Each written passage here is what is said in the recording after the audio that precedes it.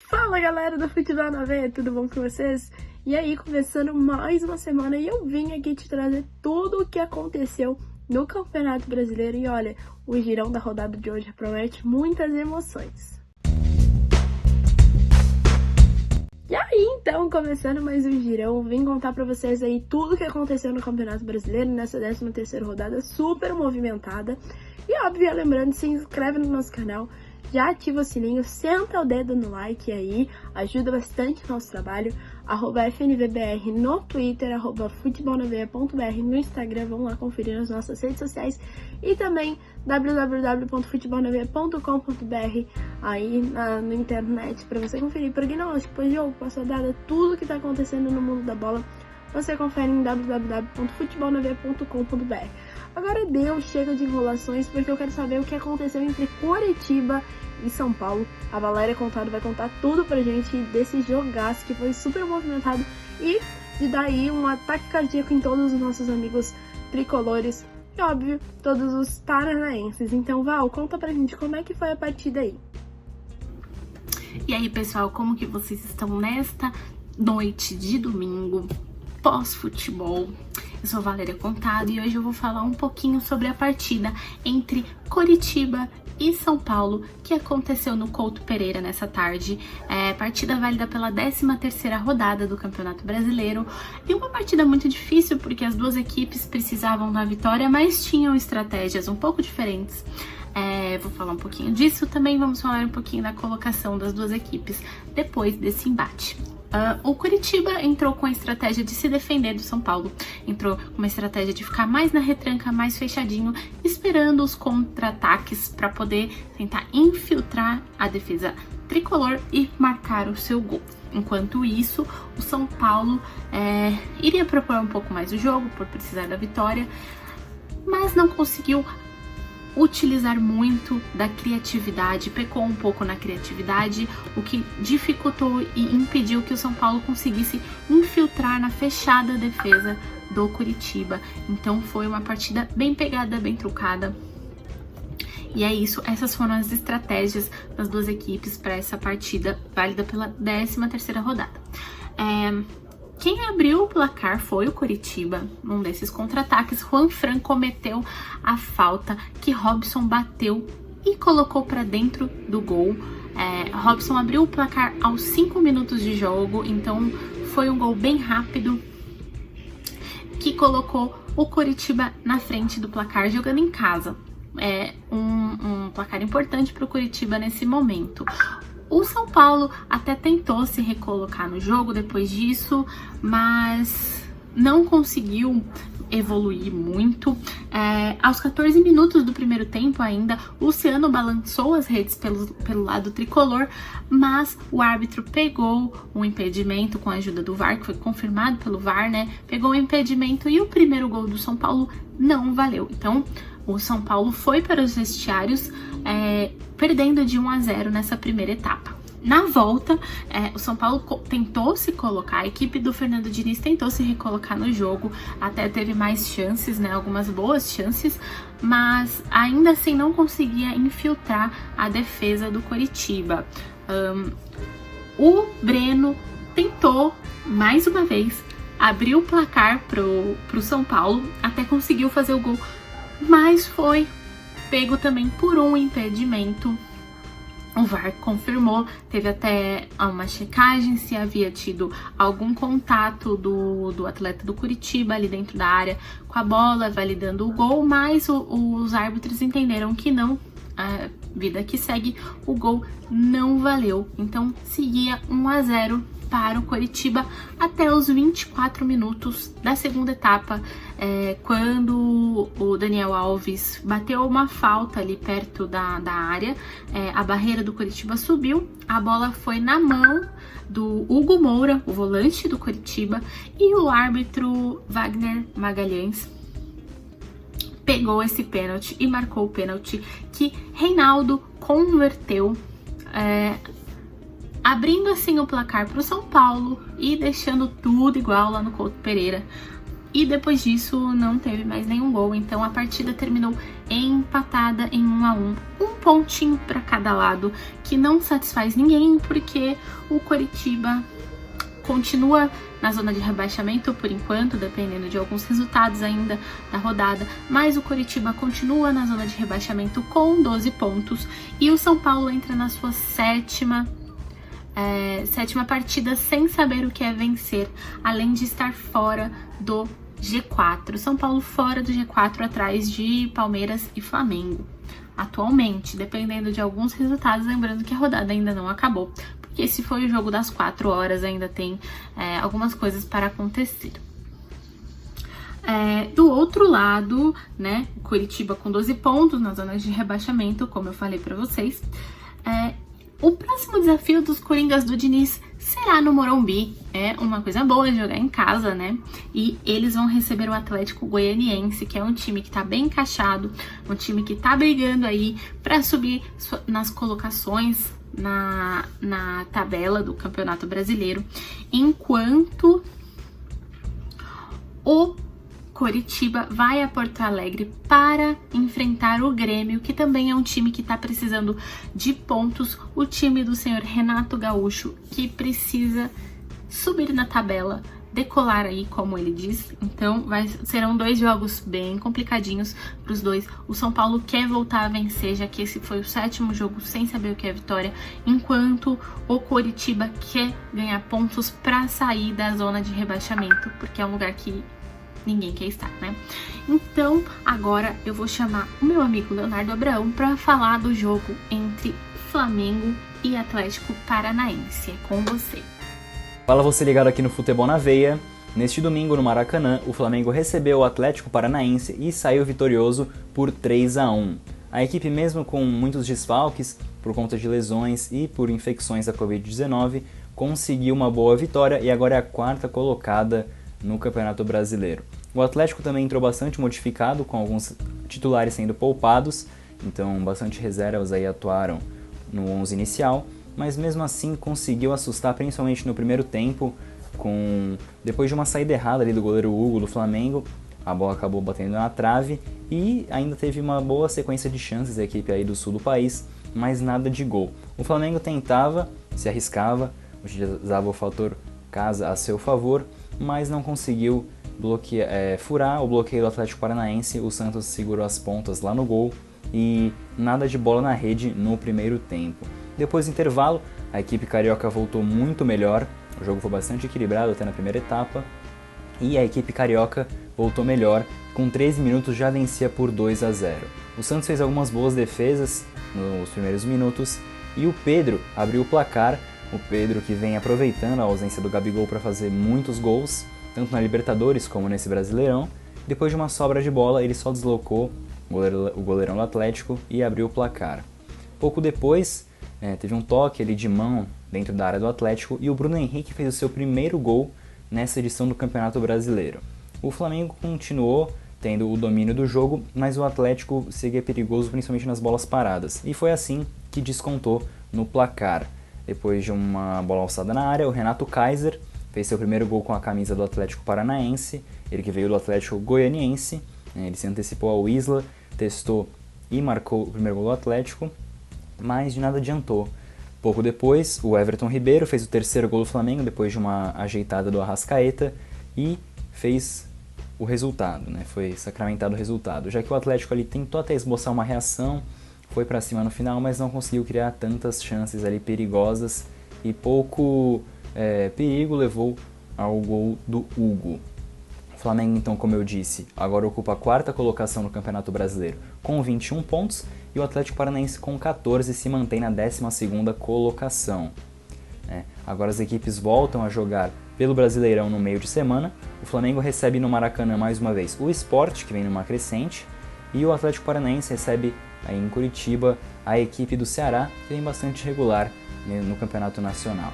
Agora vamos com o Fernando saber tudo o que aconteceu na partida entre Fortaleza e Atlético Goianiense.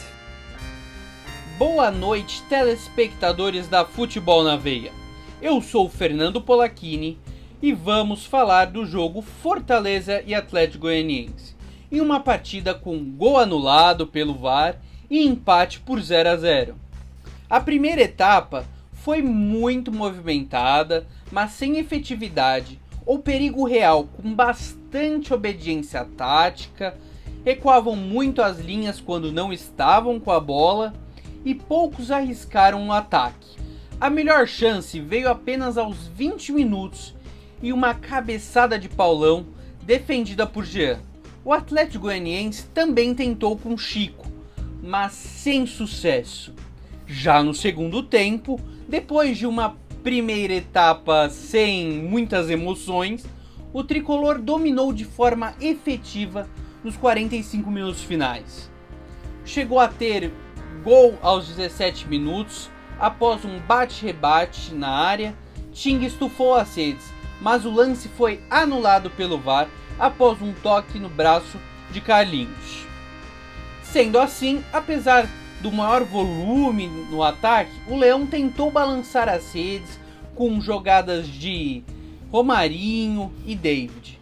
Fez modificações no ataque com a entrada do WP9, Fragapane e Osvaldo. O Wellington Paulista até tentou mandar um voleio por cima da meta de Jean, porém todas essas jogadas pararam na defesa do grande goleiro Jean. Ao Atlético Goianiense, restou se fechar na defesa. Nos acréscimos, Mateuzinho mandou uma bola rasteira, tirando tinta do gol de Felipe Alves. Mesmo com as tentativas, o placar permaneceu inalterado. Apesar do gosto amargo pelo empate dentro de casa, o Fortaleza ostenta agora uma sequência de 6 jogos. Isso mesmo, gente. 6 jogos sem perder. A última derrota, sabe quando foi?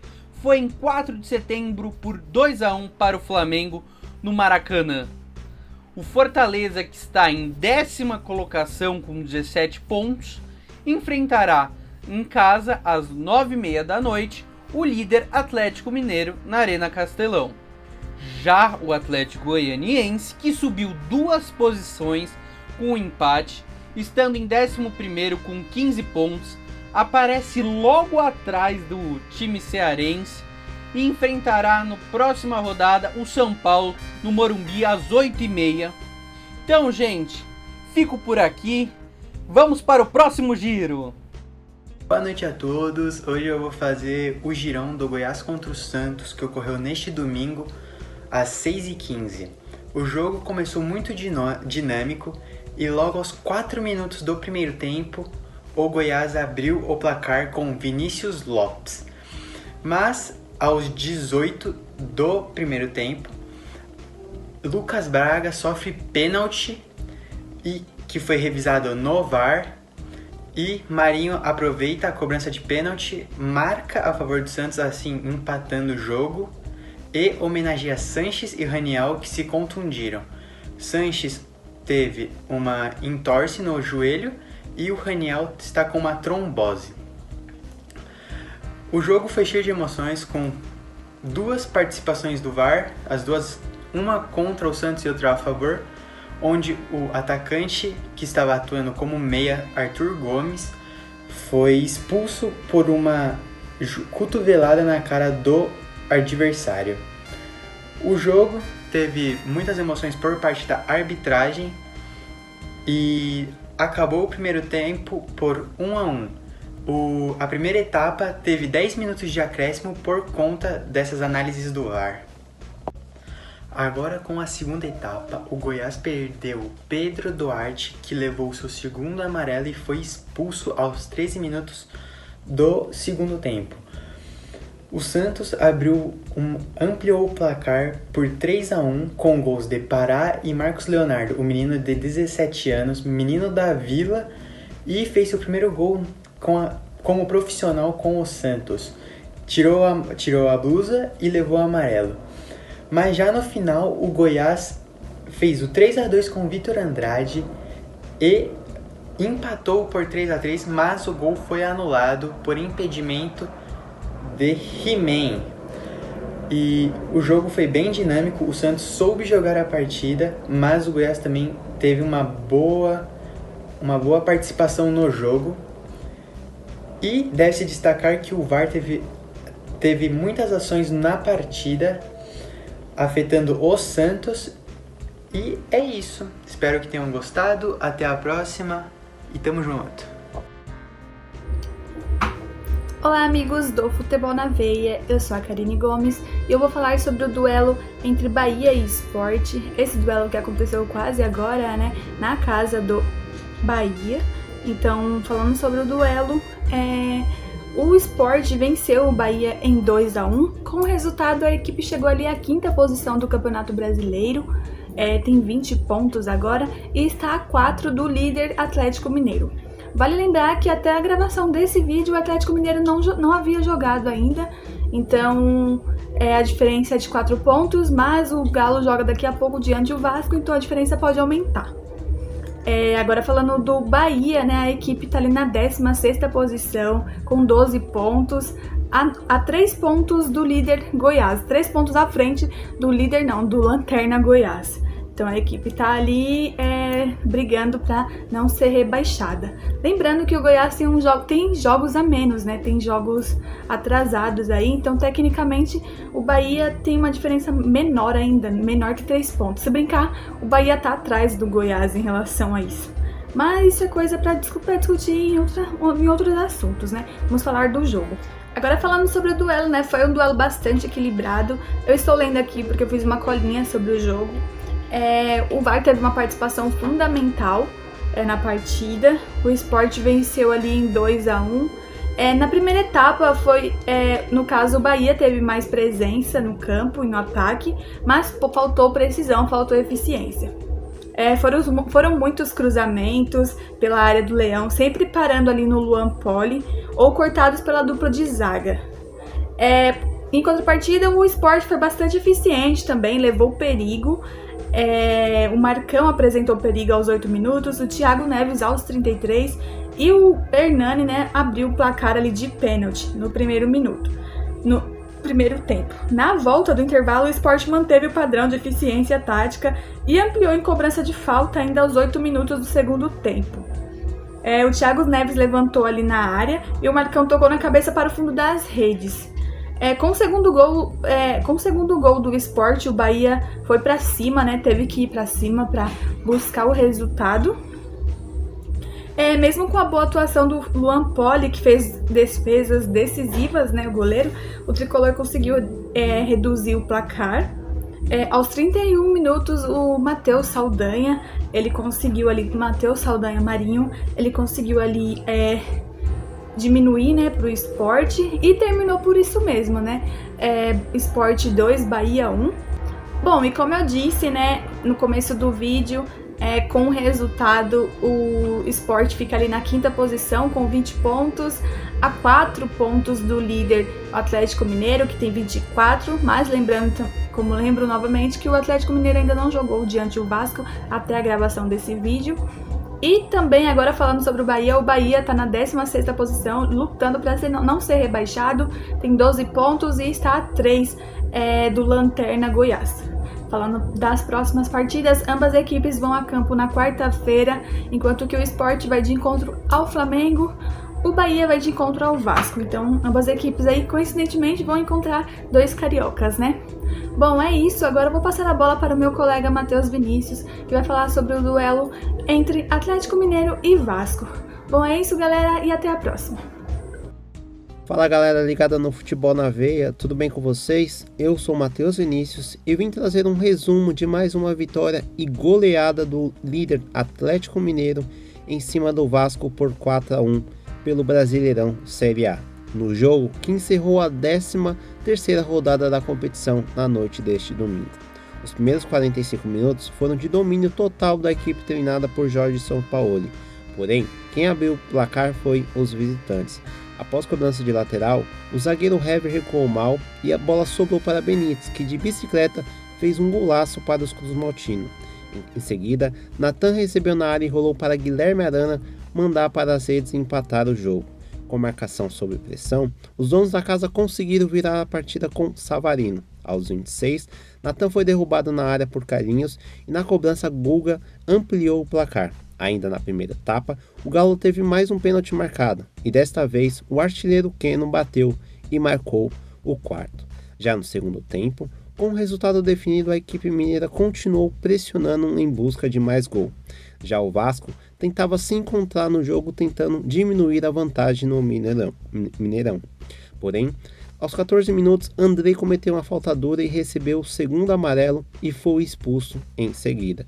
Assim, o Galo quase fez o quinto com Alan, que recebeu na intermediária e acertou o travessão de Fernando Miguel. A partir daí, a equipe começou a administrar o jogo e esperou o apito final para confirmar a 9ª vitória na competição nacional. Com o resultado, o Atlético Mineiro abriu 5 pontos de vantagem para o segundo colocado, o Internacional. Desta forma, a equipe chegou aos 27 pontos. Já o Vasco caiu 4 posições na tabela e está na 9ª colocação com 18 pontos. Por fim, na próxima rodada, o líder do Brasileiro visita o Fortaleza na quarta-feira às 20h30. Já os carioca viajam a Salvador para enfrentar o Bahia no mesmo dia às 19h15. Esses foram um resumo de mais uma partida do Brasileirão Série A. Obrigada, Matheus. Obrigada a todo mundo. Val, Felipe, Léo, Karine, Gabriel. E aí, mais um girão da rodada se encerra por hoje. E olha foi essa rodada, hein, gente? De dar ataque cardíaco em todos os torcedores. E óbvio, a gente vai voltar na próxima semana com mais girão da rodada, na quarta ou na quinta, por aí. A gente traz mais o que aconteceu no futebol brasileiro. E olha, se a gente tá na 13ª rodada assim, imagina na próxima. Então, vem com a gente, já se inscreve no nosso canal. Não se esquece de deixar o joinha aí, ativar o sininho, ir lá nas nossas redes sociais e no nosso site que vão estar aqui na descrição. E é isso, galera. A gente se encontra na próxima quarta, na quinta, por aí. E tchau, tchau. Espero que vocês tenham gostado e vem com a gente, viu? Tchau!